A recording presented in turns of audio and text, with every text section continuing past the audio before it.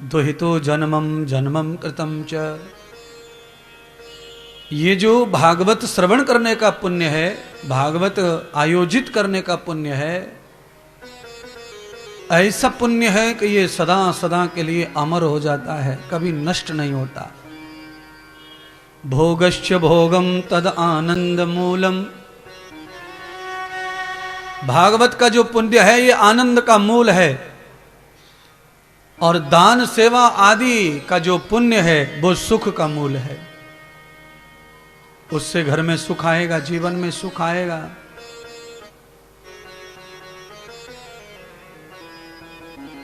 पर वो सुख भोगने के साथ ही समाप्त हो जाएगा।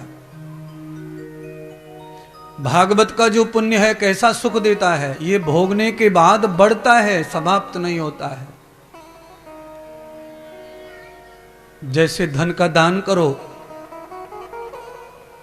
तो आप 11,000 रुपए लाए हैं, कथा में दान करना है, तो आप दे देंगे, उसकी रसीद ले लेंगे, तो उस समय के लिए वो 11,000 आपकी जेब में से खत्म हो जाएंगे।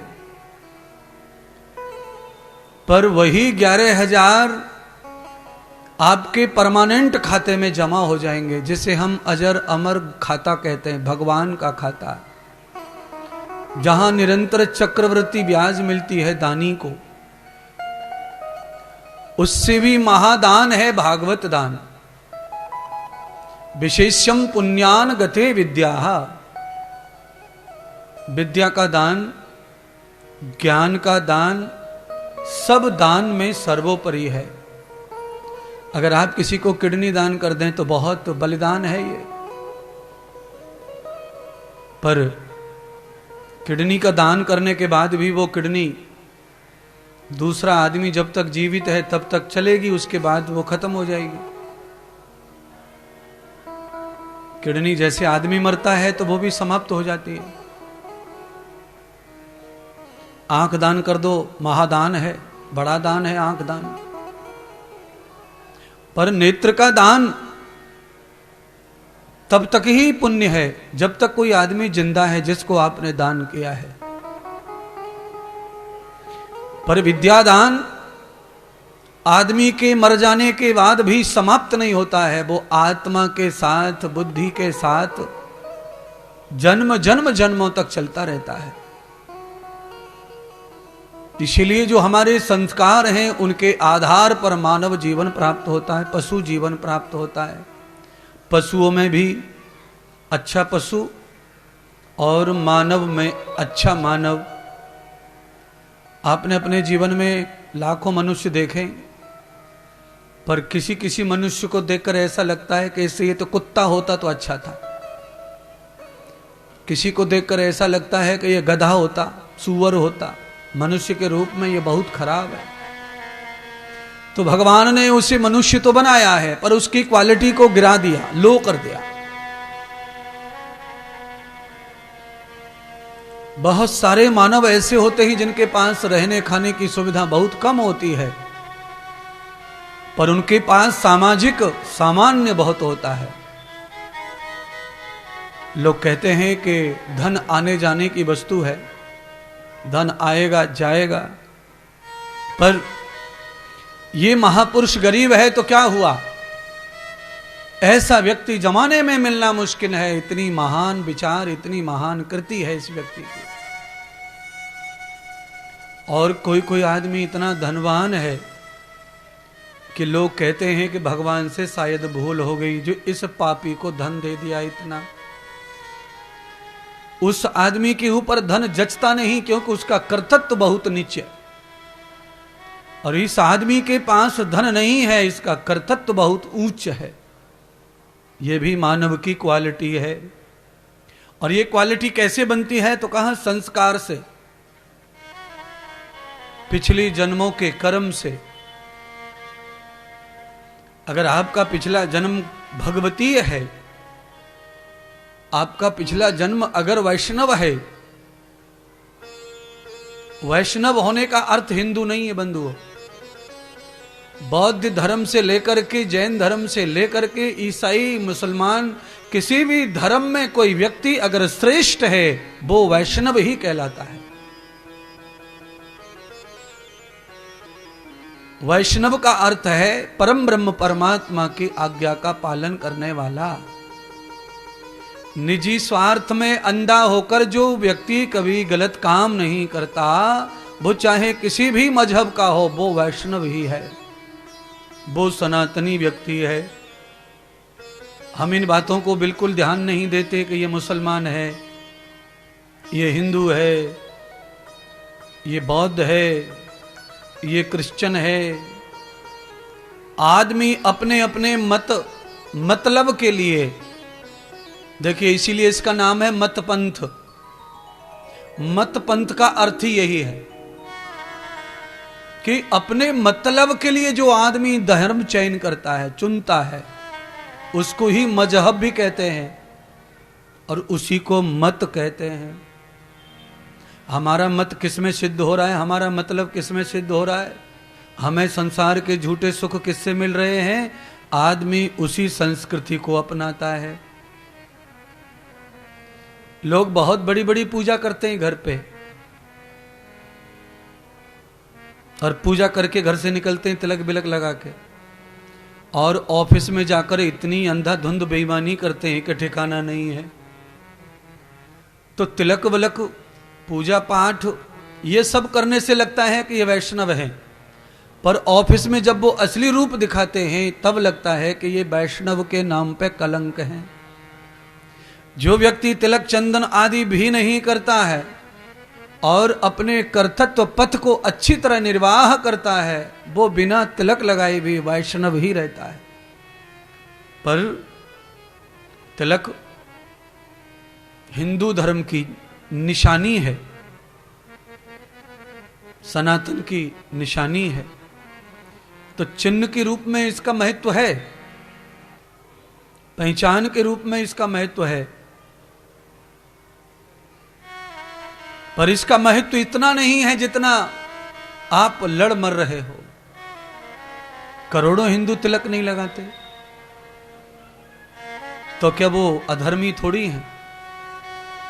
केवल उनके पास में चिन्ह नहीं है तो वो अधर्मी नहीं है।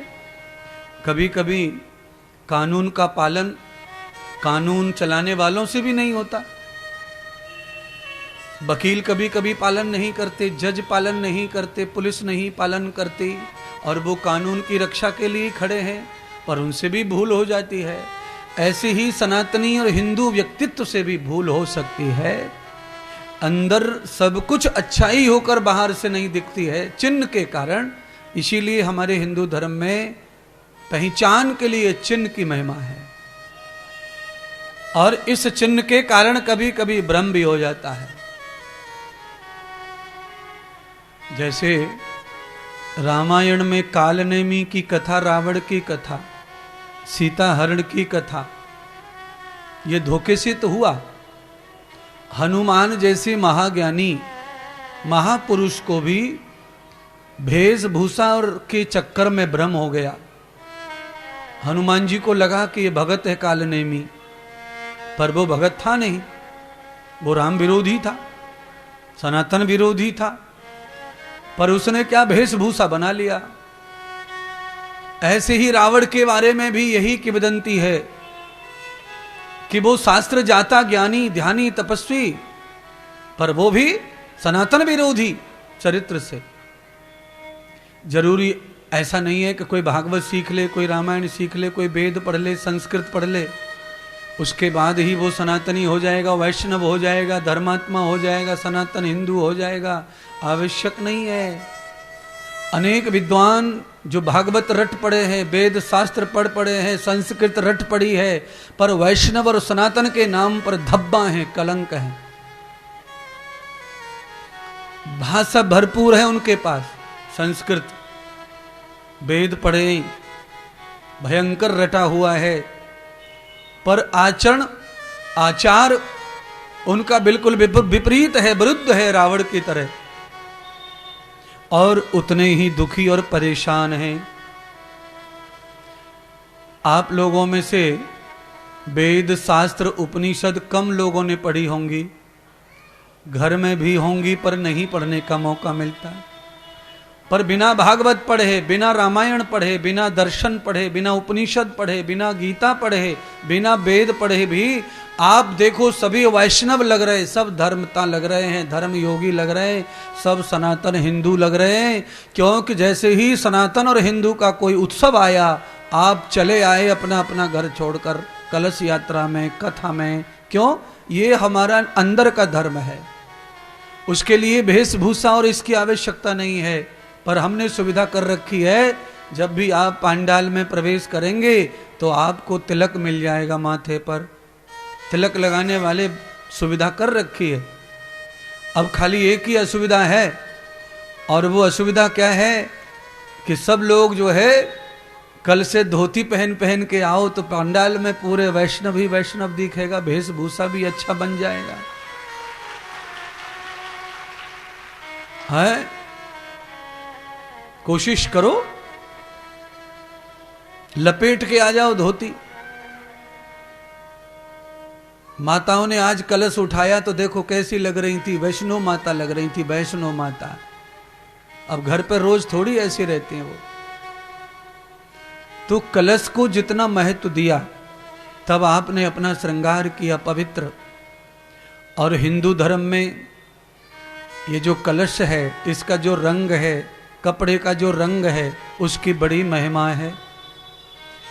पीत वस्त्र, पीला वस्त्र, लाल वस्त्र हिंदू धर्म का प्रतीक है, भगवा। तो आज हमारी माताओं ने कलश उठाया तो कलश का भी रंग पीला और लाल, नारियल पे लाल कपड़ा, कलश पर पीला रंग, और उस पे स्वास्तिक, सातिये, ओम, ये सब लाल रंग में। पूरा पंडाल हमारा भगवा है। तो ये सब क्या है महाराज? तो ये सब चिन्ह है, और सब धर्मों के अपने अपने चिन्ह है महाराज।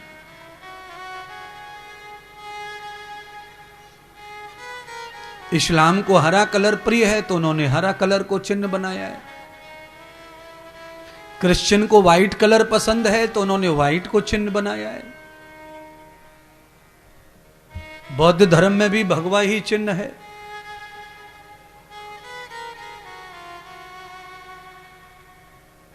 और सिख संप्रदाय में सफेद और काला दोनों चलता है। इस्लाम में भी काला और हरा चलता है। हिंदू में पीला, लाल और काला चलता है, क्योंकि भगवान कृष्ण ने ही सबसे पहले काले कलर को धारण किया। भगवान का उस काले वस्त्र की वजह से एक नाम कमली वाला पड़ा।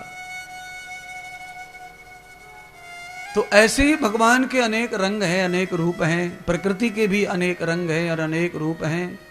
और ये जो सारे रंग दिखाई देते हैं प्रकृति पर, इसके कारण ही सृष्टि अच्छी लगती है, संसार अच्छा लगता है। चाहे कोई अपना अपना रंग लेके घूम रहा हो, लेके घूमे, पर अच्छा लगता है समाज में। सारे रंगों का प्रचार हो रहा है, सारे रंग प्रतीक के रूप में है। क्यों? पूरी सृष्टि हरी है। फूल पीले लाल आते हैं, पेड़ों पर पेड़ हरे रहते हैं। गुलाब के पत्तियां हरी और फूल पीले और लाल। अर्थात कहना क्या चाह रहा हूं ये समझो। पत्तियां हरी हैं, डाल हरी हैं, पर फूल लाल आ रहे, पीले आ रहे।